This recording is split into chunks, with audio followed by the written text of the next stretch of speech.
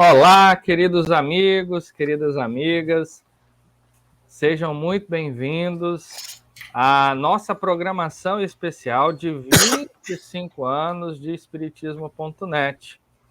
Estamos começando mais uma live literária que visa debater a literatura espírita.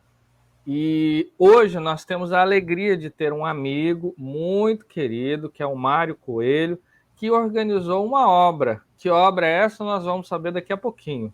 Mas antes, vamos começar com a prece para nos conectarmos com o mais alto. Vamos lá? Querido Jesus, queridos amigos espirituais, felizes e contentes por esta oportunidade, rogamos ao mais alto a inspiração e a sustentação para o nosso trabalho. Que os benfeitores espirituais estejam conosco, nos amparando, nos protegendo, nos intuindo, bem como todos aqueles que estão em seus lares, nos assistindo e nos acompanhando. Sendo assim, agradecemos a oportunidade, graças a Deus. Muito bem, meus amigos. Bom, então, nós temos o nosso amigo Mário Coelho, do Centro Espírita Leon Denis, aqui do Rio de Janeiro, um amigo também do Espiritismo.net, ele que faz um belíssimo trabalho, um estudo bastante interessante da obra Memórias de um Suicida, não é? E hoje ele estará conosco para falar de uma obra que tem muito a ver com o Espiritismo.net, que é a obra Caibar Responde, que ele foi aquele que organizou esse trabalho. Então, Mário, seja muito bem-vindo, meu amigo. A palavra é sua, fique à vontade, daqui a pouco nós retornaremos para bater um papo. Pode ser? Pode, Tiago. Obrigado. Obrigado aí a todos pela presença. A obra Caibar Responde. Como surgiu esse livro? Na verdade, o livro foi organizado décadas depois, porque começou um ano depois que o IRC Espiritismo, que foi anterior ao Espiritismo.net, começou a propagar a doutrina espírita através da internet. Ainda não existia imagens, bate-papos como ocorrem hoje, né? Era tudo dentro de chats, ou chats, como queira, em que as pessoas faziam perguntas ao vivo, eram palestras digitadas, era muito trabalhoso, porque vinham pessoas com conhecimento, pessoas sem conhecimento, pessoas para atacar, pessoas para debater, pessoas para estudar, pessoas que não queriam nada, entravam ali no estudo naquele momento. E como sempre é regra na casa de Leon Denis, a gente pedia o amparo do plano espiritual. Aí foi feita uma reunião privativa com o saudoso médium Altivo Panfiro, e um dos espíritos que se comunicou, o espírito que se comunicou foi Caibar Schutel, o grande apóstolo do espiritismo, aquele que trabalhou pelo espiritismo lá no interior de São Paulo, no início do século passado.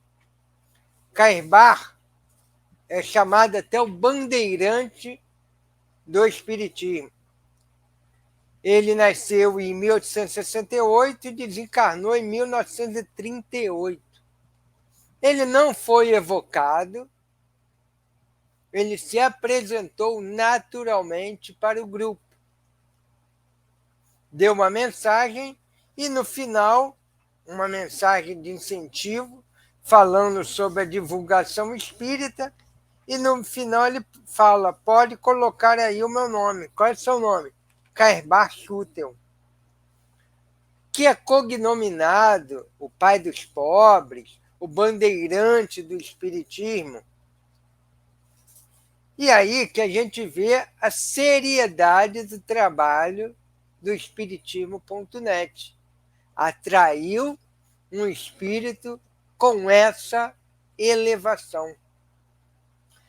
Cairbar foi um grande trabalhador da doutrina espírita, grande divulgador, e eu acho que vale a pena a gente comentar os livros que ele publicou: Espiritismo e Protestantismo, Histeria e Fenômenos Psíquicos, O Diabo e a Igreja, Espiritismo para Crianças, Médios e Mediunidade, Cartas a Esmo, Gênese da Alma, um estudo profundo, Espiritismo e Materialismo, Fatos Espíritas e as Forças X, Parábolas e Ensino de Jesus, O Espírito do Cristianismo.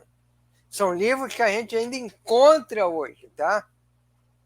A Vida no Outro Mundo, Vida e Atos dos Apóstolos, Preces Espíritas. Um livro também interessantíssimo, porque não sei se vocês sabem, Cairbar Schutel foi um dos primeiros a divulgar, não foi o primeiro, mas um dos primeiros a divulgar doutrina espírita através do rádio. Ele alugou um horário na rádio local para divulgar a doutrina espírita, onde ele fazia uma série de conferências. Então, a editora lá de Matão produziu um livro chamado Conferências Radiofônicas. São 15 palestras de Cairbar Schutel editadas. E também o livro O Batismo. Então, é um escritor bastante fecundo e alguém que se interessou pela divulgação doutrinária através da internet. Isso 1 ano depois de ter começado o que hoje é o Espiritismo.net. 1 ano depois, em 20 de agosto de 1998. Então, ele vai falando que a caridade devia ser o marco do grupo. Não esqueça nunca que o estudo deve ser seguido da prática. E a prática da doutrina que esposam indicam a caridade como veículo em pé de igualdade com o amor, devendo ser bem vivenciada por vocês, para que a gente não se perdesse vivendo apenas o intelectualismo. Deveríamos pôr em prática, exercitar o nosso sentimento, a nossa emoção. Disse eu antes que o amor e a caridade devem fazer parte de sua vida. O burilamento que a dor provoca ajuda que todos entendam melhor da situação. E surgiam muitas pessoas para atacar, né? O Espiritismo.net, ali no chat. E ele diz assim: entendam que todos que agridem são somente aqueles que ignoram. A gente lembra muito bem aqui de que muitos médiuns do passado sofreram ataques daqueles que desconheciam. César Lombroso, por exemplo, foi até o Fenômeno Espírita, lá com a médium Eusápia Paladino, para desmascará-la, achando que tudo era uma farsa. E o grande pesquisador acaba tendo contato com sua mãe materializada.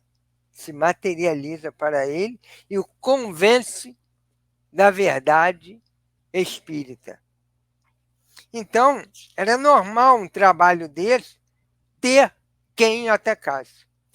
E o livro, vocês vão ver que, na verdade, eram perguntas, não eram mensagens que o espírito dava e ficava lá. Não, era igual foi com Kardec lá na Sociedade de Estudos Parisienses, Estudos Espíritas de Paris. Era perguntas aos espíritos, era perguntas feitas ao espírito Cairbar Schutel. Então a gente teve essa alegria, né, o grupo, Jailton e todo um grupo que estava junto, que muitos estão até hoje, que fizeram essas perguntas. Aí ele diz que o critério para se trabalhar ali no espiritismo.net, né, que antes era IRC Espiritismo, que era a plataforma de chats. Primeiro, ser espírita. Segundo, ter responsabilidade de horário. Terceiro, conhecer a doutrina espírita. Então, ele mostra que a gente deveria aproveitar o trabalhador, mas aquele trabalhador que realmente fosse capaz de representar a doutrina espírita. Então, ele diz aqui que ele é um dos responsáveis pela divulgação pela internet no Brasil. Às vezes as pessoas ouvindo isso confundem o nobre Cairbar Schutel a um técnico de informática, né? Quando começa a cair aí a rede, o pessoal, Cairbar ajuda. Não, Cairbar não é técnico de TI. Ele é o mentor responsável pela divulgação via internet. São muitos que se dedicam à tarefa do bem, anônimos trabalhadores da caridade e da divulgação, espírito de dedicação, não esqueçam. Não se esqueça de quem trabalha na divulgação doutrinária, eles se unem. Então somos eu, o próprio André Luiz, Bezerra de Menezes, são muitos espíritos conhecidos de vocês e muitos cujos nomes vocês desconhecem, sequer suspeitam quem sejam. Então, são esses que estão responsáveis por todas as formas de divulgação do espiritismo no Brasil. A mim, Cairbar, a Bezerra, André Luiz, a Luiz Olímpio Teles de Menezes e a muitos outros. Eu volto a repetir, o que acontece num lado, todo mundo sabe, é uma equipe integrada. Então, eles são responsáveis por nos estimular para fazer com que nós achemos o melhor caminho para a divulgação doutrinária. E, se ele imagina, 25 anos atrás, estava começando aí a se popularizar os computadores nas casas, né, das pessoas. Pouca gente tinha. Então, foi um trabalho bastante pioneiro, né? Pioneiro. Então, o IRC Espiritismo, que hoje é espiritismo.net, já recebiam muitos e-mails com perguntas das pessoas sobre as mais diferentes situações da sua vida ou doutrinária, e tinha-se sempre trabalhadores para responder essas questões. Era um trabalho, e é, bastante profícuo, né? Embora fosse numa outra plataforma, um outro momento, mas foi um trabalho de bastante relevância na divulgação doutrinária, como continua sendo, né? Imagine, numa época que não tinha imagem, como tem agora, depois começou com voz, as palestras online, via voz através do Paul Talk. Espiritismo Net Brasil. Então, era um trabalho também muito profícuo, muito profícuo. Foi ali que nós começamos também, através do Espiritismo.net, a estudar em grupo o livro Memória de um Suicida. Começamos a estudá-lo em 2006, orientado até pelo próprio médium Altivo Panfiro, uma forma de nós popularizarmos o estudo desse livro que é tão desconhecido e tão necessário nos dias atuais. Então, eram feitas perguntas a Cairbar, no início só ligada ao Espiritismo.net, ao IRC Espiritismo. E depois, quando as pessoas ficaram, entre aspas, mais íntimas com Cairbar, começou-se a fazer perguntas sobre evangelho, sobre dúvidas doutrinárias, sobre comportamento pessoal, sobre vida em família, e ele, com uma clareza fantástica, com muito amor, respondia essas questões. Olha só para vocês sentirem uma das perguntas que é feita a ele ali, na hora, via psicofônica. Os entrevistadores perguntam: e quando nós esbarramos na nossa dificuldade de tempo, que nossas atividades vão se atropelando? Até hoje, né, Jailton? Nós temos isso. Uma vez que eu ouvi de um espírito amigo que essa dificuldade, às vezes, é mais da nossa falta de organização. Olha a resposta sábia de Cairbar. Mas você não tem a menor dúvida disso. É falta de organização. Vocês têm que ser disciplinados. Vocês têm que ter horário para tudo. Nada na vida se faz sem disciplina. Há um amigo aqui da casa que ele costuma lembrar a todos, nas aulas que ele dá aqui, que a disciplina é a base de todas as realizações úteis. Nosso querido Dr. Herman, né? Espírito dirigente também da casa de Leon Denis. Sem isso, você não consegue realizar nada. Você tem que ter disciplina de horário, tem que ter disciplina de estudo, tem que ter disciplina para tudo.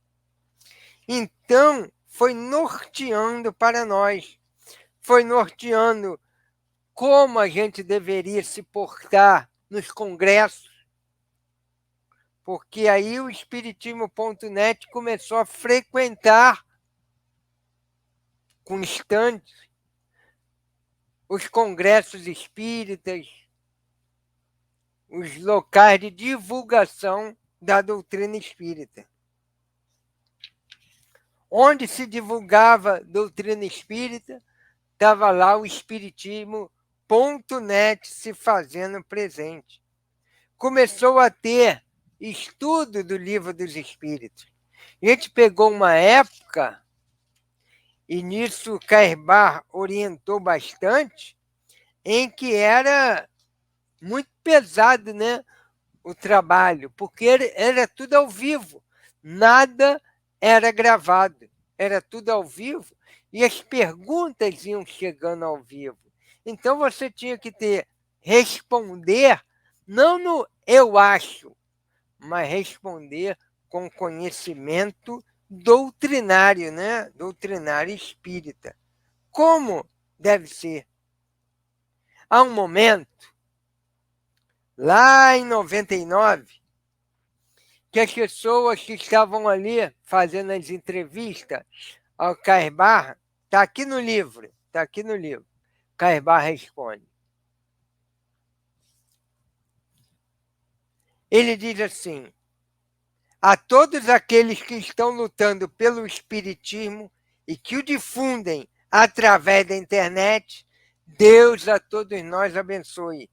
Da época de Jesus, quando ele mandava seus discípulos pregarem que foram os 70, né, pregadores do Evangelho a percorrerem pela Palestina, passando pelo trabalho do livro espírita, chegando à divulgação oral feita por palestrantes de bom quilate, até este momento em que usamos uma simples máquina, nada mais do que uma máquina, e podemos nos comunicar simultaneamente, dizer do que achamos ou pensamos das coisas, com o tamanho do progresso que o homem pôde desenvolver.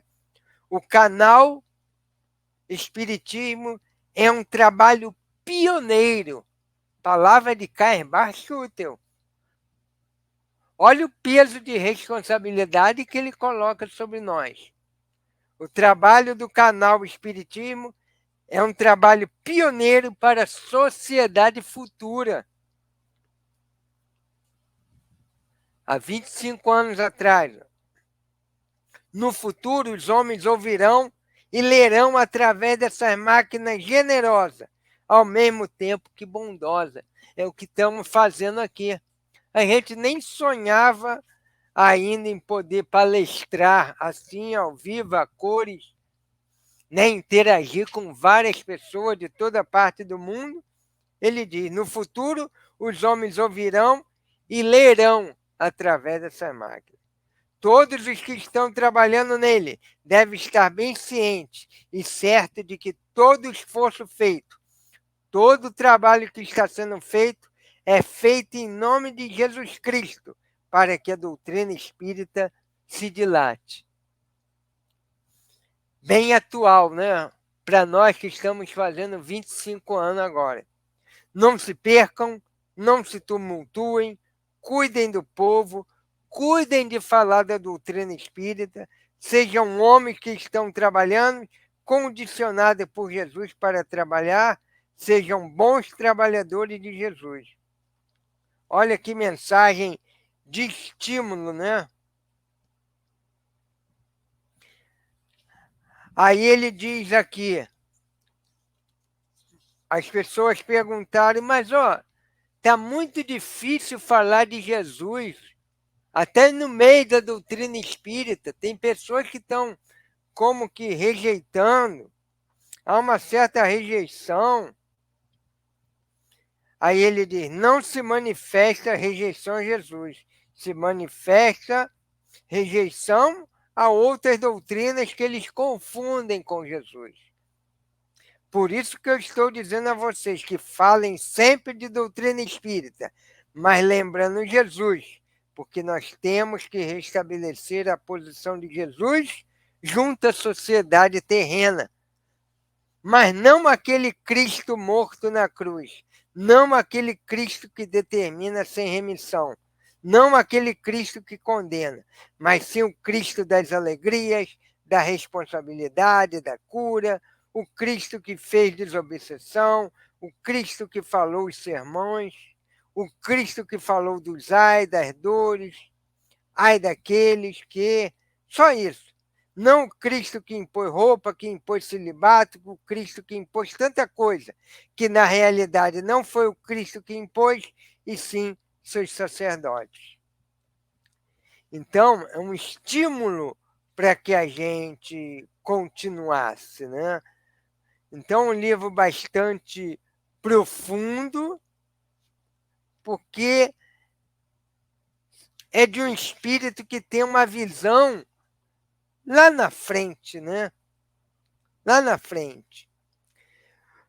Karl também fala sobre a homossexualidade, são perguntados para ele sobre homossexualidade, vale a pena vocês lerem no livro, ele é de uma clareza, de um respeito enorme, enorme, enorme. A posição cristã sobre a homossexualidade que ele dá, a visão cristã, uma visão em que deve haver o respeito pelo outro, independentemente da orientação sexual ou emocional do outro. Então é de uma clareza assim muito muito lúcido, né? Muito lúcido. Aquilo que Jesus responderia, que Jesus respondeu diante de tantas dificuldades que nós passamos para ele. Senhor, Moisés fala isso, e tu, o que dizes? Porque às vezes tentavam colocar Jesus em situações embaraçosas, né? Vocês lembram naquele episódio lá da mulher adúltera? Senhor, Moisés manda que se apedreje a mulher adúltera. E tu, o que dizes? Era quase uma cilada, né, para Jesus. Mas, como diz o Evangelho segundo o Espiritismo, só lobos caem em armadilhas para lobos. Jesus, percebendo-lhes a malícia, disse: se ele responde, siga Moisés, iriam perguntar: cadê tua lei de amor? Se ele fala, não apedreja, cadê que tu está seguindo Moisés? Aquele que para nós trazia a lei. Jesus, com uma sabedoria ímpar, por ser o espírito mais perfeito que já habitou a terra, aquele que veio para nos servir de modelo e guia, ele diz: atire a primeira pedra àquele que estiver sem pecado. As pessoas abaixaram a mão, largaram as pedras e foram saindo um a um. Primeiro os mais velhos, depois os mais novos, como narra lá os evangelhos. Então, Cairbar, com essa mesma lucidez, esclarece para nós. Vale a pena a gente ler. Ele fala também sobre transcomunicação, fala que é necessário sempre, né, ter um médium, que o médium não substituiria, o aparelho não substituiria o médium. Além desse volume 1, ainda vai sair esse ano, lançado também pelo Centro Espírita Leon Denis, o volume 2, que é continuidade dessas entrevistas feitas ao espírito Cairbar Schutel. Vocês podem ver na internet depois os trabalhos, as palestras lá do IRC Espiritismo, aquelas palestras que nós fazíamos ao vivo. Então, procurem lá no buscador IRC Espiritismo, palestras que vocês irão achar. Ele fala também e esclarece muito quando alguém pergunta sobre a fatalidade. Olha a pergunta que é feita. Isso esclarece muito, né? Como é que ocorre aquele momento fatal da morte? Como isso ocorre? Tem dia, tem mês, tem hora? Como é que ocorre? Como é que a dificuldade nos alcança? Então é perguntado para ele. A primeira pergunta aqui é sobre a fatalidade. Existe na questão 853 do Livro dos Espíritos, que fala que fatal, no verdadeiro sentido da palavra, só o instante da morte o é. A gente até entende mais ou menos, mas quem me deu a clareza sobre essa questão foi Cairbar, nessa resposta. É esse esclarecimento que a gente gostaria de ter. E Cairbar diz: o momento fatal é diferente de dizer que fatal é a morte. O momento fatal é a hora certa, o dia certo, o ano certo, o minuto certo. isso é o momento fatal. Mas dizer que a fatalidade de morrer é como se eu dissesse a você: você tem que morrer um dia. Aí os entrevistadores perguntam: então não existe o instante da morte? Não. Você compreendeu? Fatal é a morte, não o momento da morte. Sim, é porque o livro dos Espíritos ele deixa entrever isso, claro. Mas fatal é só a morte, não o momento.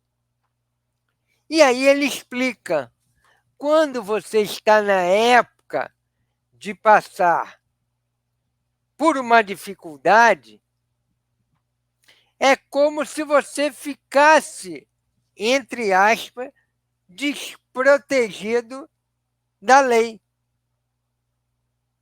É como se você fosse o imã que atraísse a dificuldade que você tem que passar.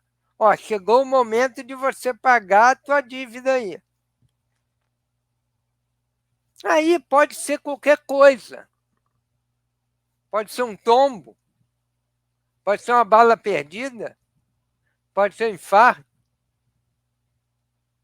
pode ser uma pedra que bateu na tua cabeça, pode ser um furo no pé pelo um prego. Coisas que, quando não é o teu momento de ir, você passa por aquilo. Caramba, como é que fulano sobreviveu um negócio desse? Porque não era um momento fatal. Aí que você entende. Pô, como é que fulano tomou lá uma bala perdida? Será que tinha alguém com a missão de, naquele dia, naquele horário, dar um tiro e ele passar por ali, ele se atrasar, passar por ali naquela hora que fulano era tiro? Não, claro que não. Primeiro que não tem ninguém com missão de fazer o mal. Então, é como se você tivesse com o telhado desprotegido. Qualquer chuva que viesse, você se molha. Entendeu? Ele explica muito bem isso no livro. Aí ele diz: nada poderá impedir porque é o momento da morte. Então existe a fatalidade do momento? Existe assim, responde ele. Chegou o momento de você perder o seu corpo terreno, então a partir daquele momento, todo momento é fatal. Ó, você tem que viver só até determinado ponto. A partir daquele momento, você fica mais vulnerável ao externo. É como se perdesse as proteções todas. Aí pergunta, por exemplo, uma bala perdida, a pessoa não tem que morrer dessa forma exatamente, não é? Não, não. Porque a partir do momento que chegou o término dos seus dias, é como se você perdesse a barreira protetora. Seria se você perdesse a barreira, seria como se você perdesse o escudo. A partir dali, você fica vulnerável a qualquer coisa. Então, muito esclarecedor. Então, um livro que esclarece muito a gente. Eu incentivo a vocês a lê-lo, né? Vocês vão pegar o espírito de divulgação doutrinária que Cairbar busca passar para nós, esse incentivo, e lendo esse livro, a gente vai sentir o peso da responsabilidade de ser divulgador da doutrina espírita. Tá, meus amigos? Fica aqui a nossa apresentação aí do livro.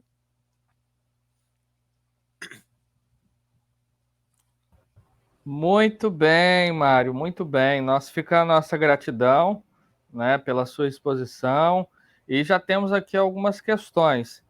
A primeira é que, se fosse possível, por favor, você falasse um pouco do médium que intermediou aí Caibar Schutel, o nosso querido altivo, caríssimo e Panfiro.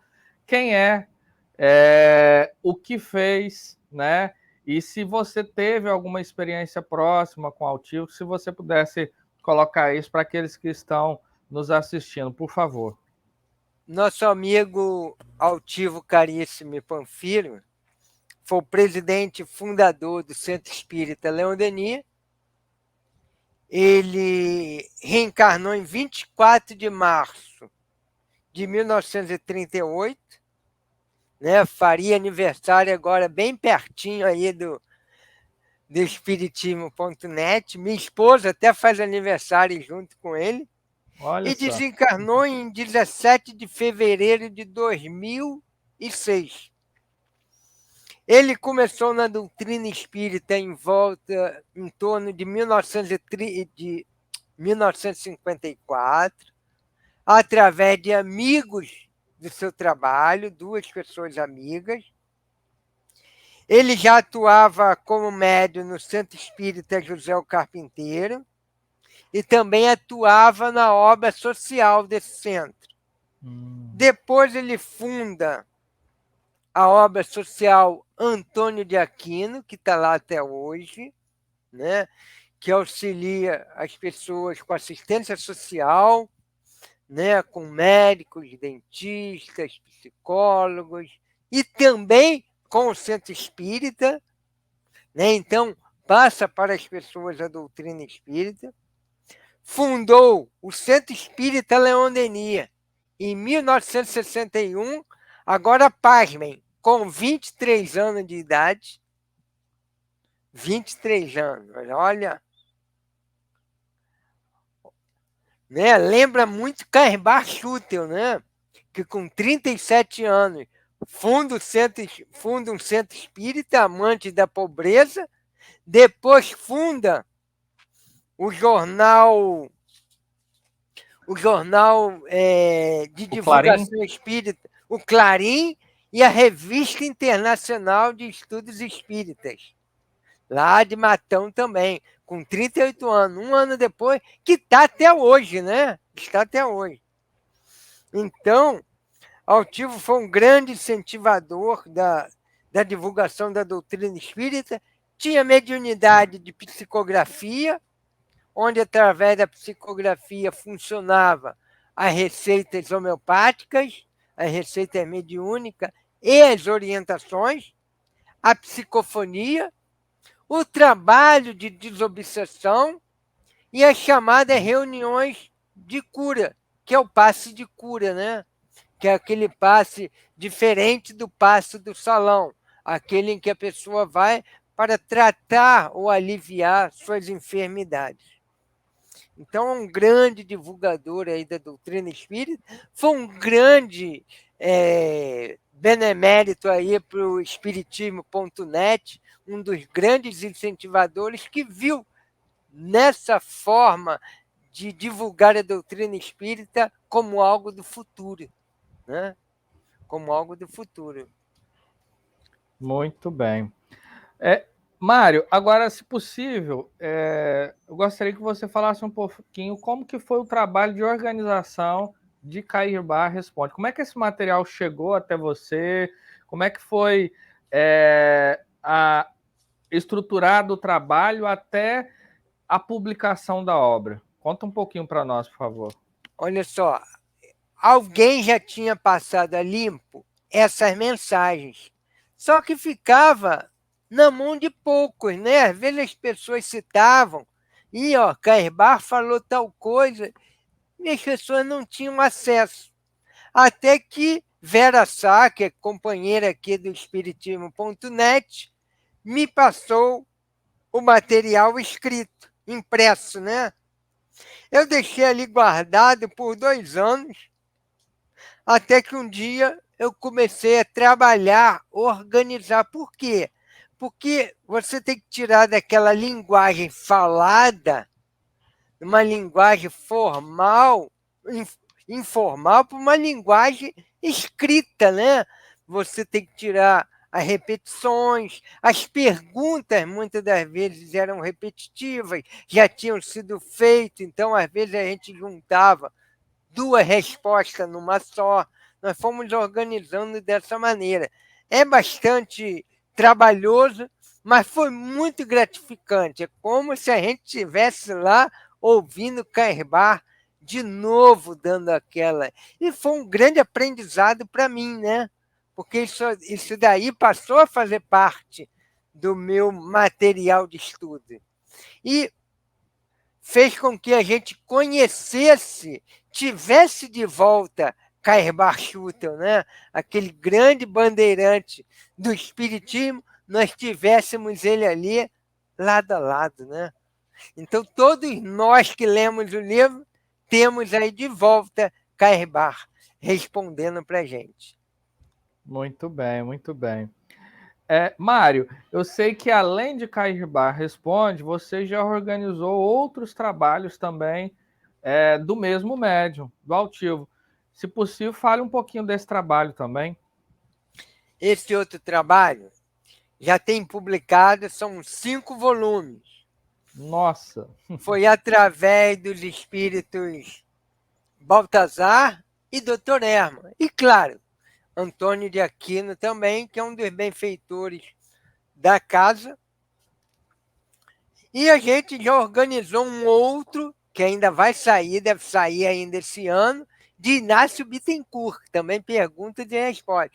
Como é que começou esse livro? Igualzinho aí do Caibar Responde. Foram reuniões para estruturar um encontro de medicina espiritual. Que a gente erroneamente tinha pensado que era um encontro só para médicos espíritas. Uhum. Pô, vamos criar a gente naquela coisa, tinha médicos novos, todo mundo empolgado, quando o plano espiritual falou, não é nada disso.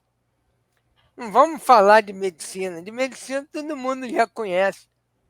E aí você não vai iluminar a cabeça do povo.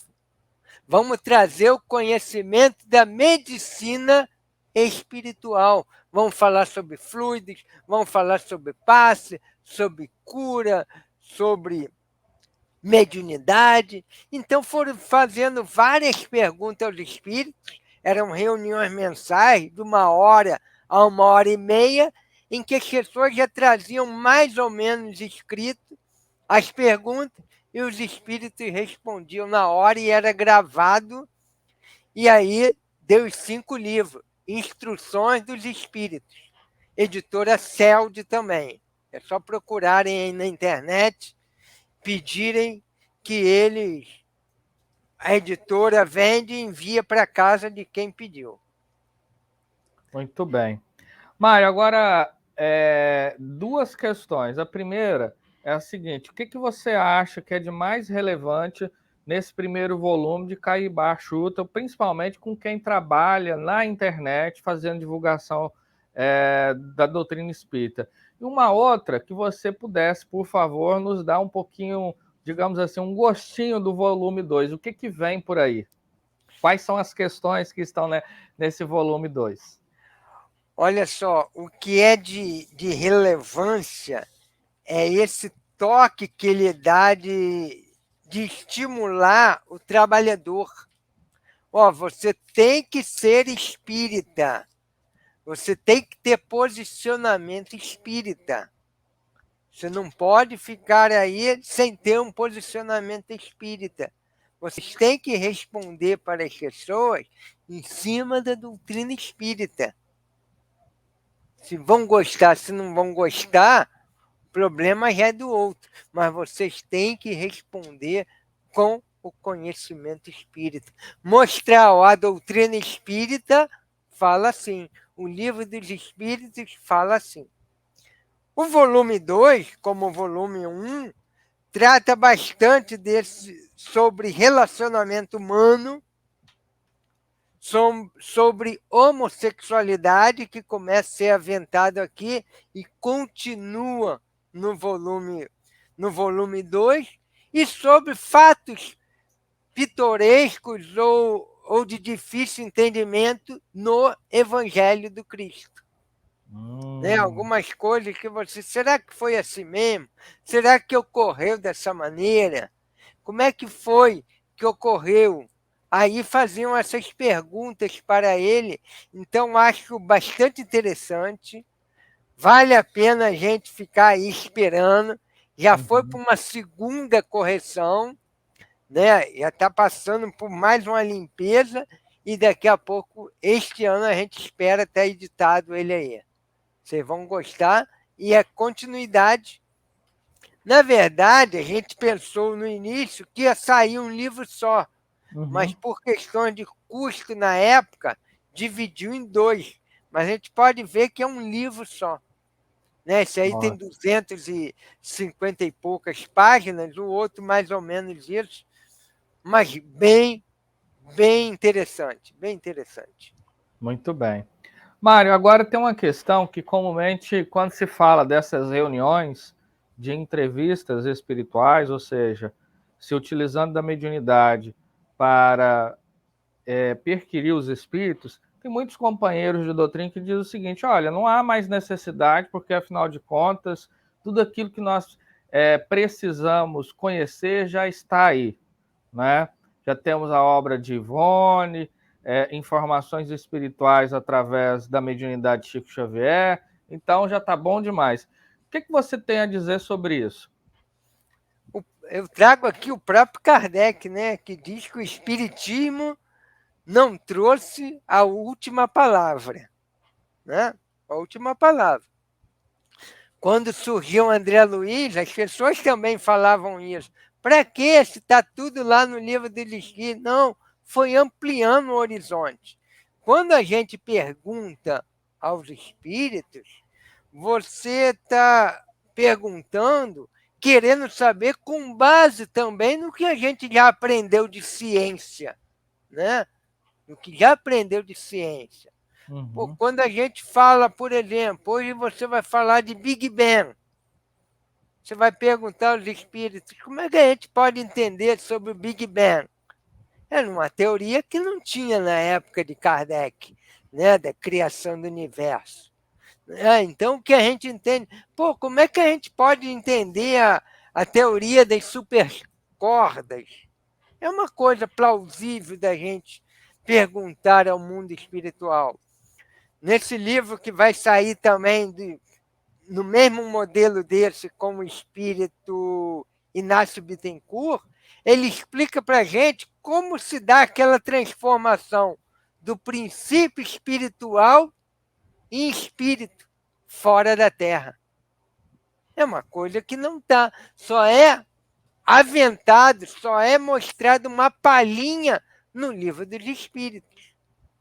Então ele como que amplia. Ninguém vem trazer uma coisa nova. Não é revelação, mas um aprofundamento daquilo que a gente já conhece, né?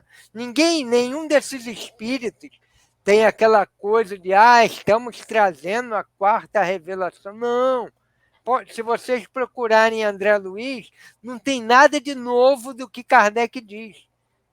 Se procurar em Ivone Pereira, não tem nada de novo do que, mas é um aprofundamento, como que trazendo mais detalhes, né, daquelas verdades que foram ditas pelos espíritos a Kardec. Muito bem. E a última, digamos assim, pergunta, que tem a ver também com essa anterior, é como que eram feitas essas reuniões, como é que eram elaboradas as perguntas.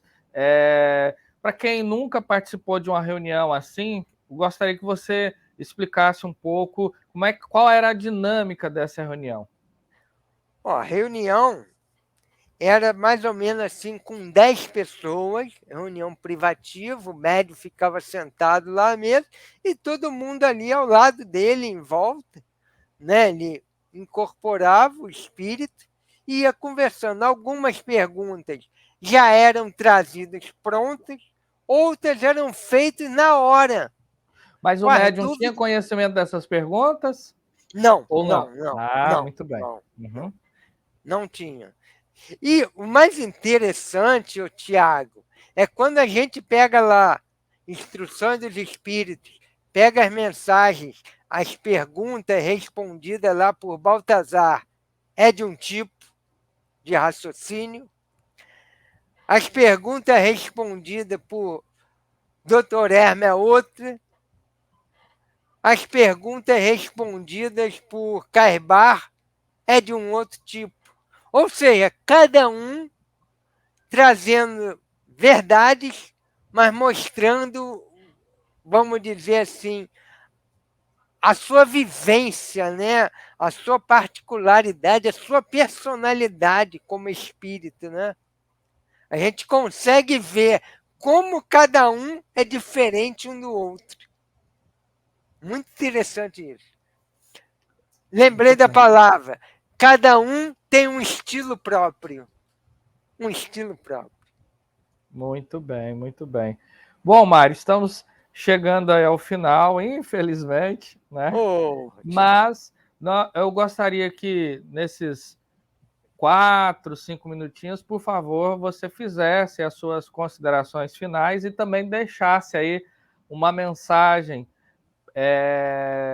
aludindo os 25 anos de Espiritismo.net. Você que é um trabalhador sempre tão presente na instituição, enfim. Oh, nós vimos aí, não fomos os idealizadores do Espiritismo.net. Quando a gente chega, ele já estava funcionando, né? Já tinha os trabalhadores, né? Eu fui um dos primeiros a fazer, fui o primeiro a fazer a palestra digital, só que essa palestra minha se perdeu, né? Naquela confusão de início de internet se perdeu. Eu acho que foi a única que se perdeu. E a gente vê como as coisas evoluíram, e é para a gente, nesses 25 anos, refletir. Será que eu cresci também como o Espiritismo.net cresceu? É uma pergunta que a gente deve fazer. O quanto eu cresci nesses 25 anos? O quanto eu fui melhor? O quanto minha visão de raciocínio melhorou?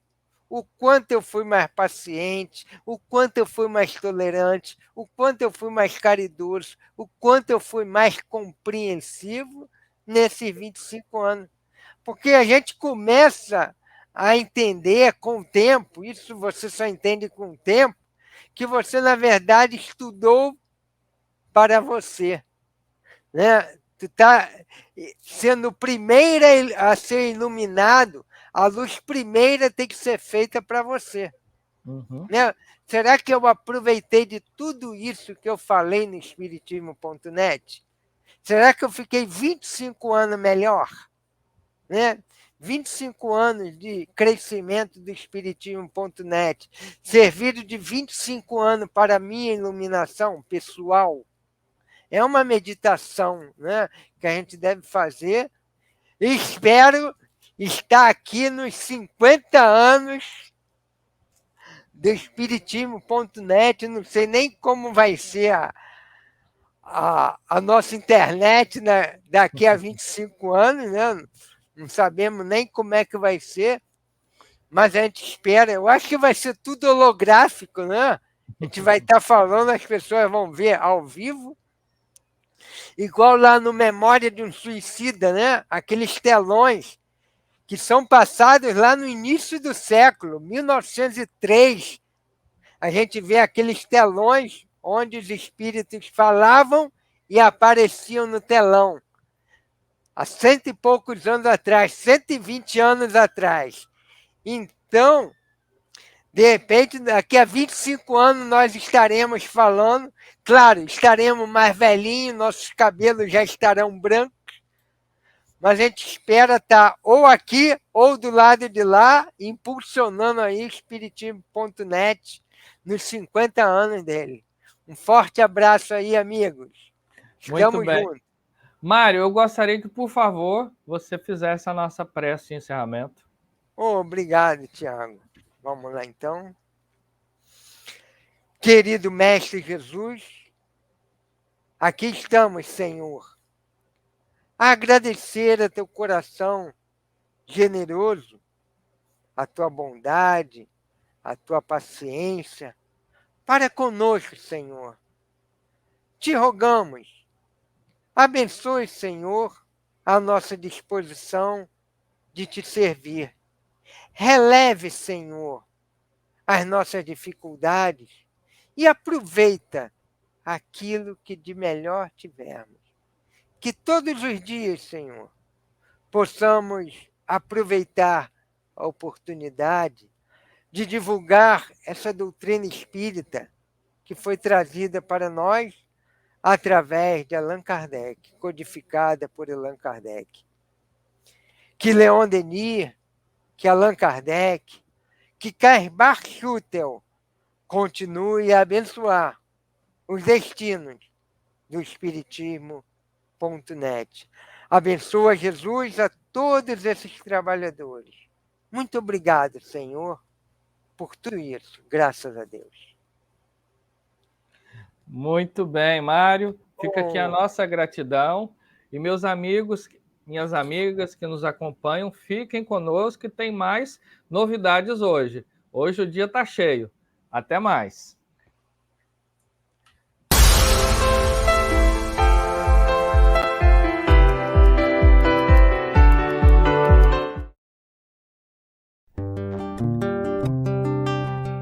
Precisando de uma palavra amiga? A equipe de atendimento fraterno do Espiritismo.net conta com colaboradores capacitados para consolar, esclarecer e orientar à luz da doutrina espírita todos os que precisam da nossa assistência. O trabalho é realizado ao vivo e também via e-mail. Acesse www.espiritismo.net e saiba mais. Espiritismo.net, gestos de amor que antecipam o futuro.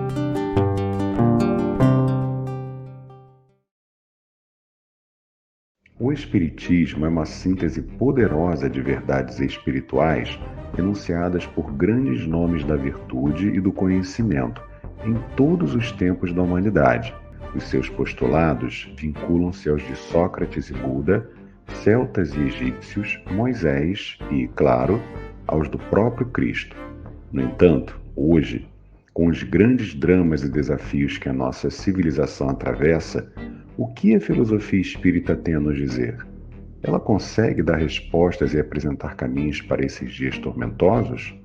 É pensando nisso que o Espiritismo.net convida você e toda a comunidade espírita para refletir, questionar e participar do 3º Congresso do Espiritismo.net nos dias 3 e 4 de dezembro de 2022, no Rio de Janeiro, que terá como tema central Filosofia Espírita, Ética e Saberes para um Novo Ser.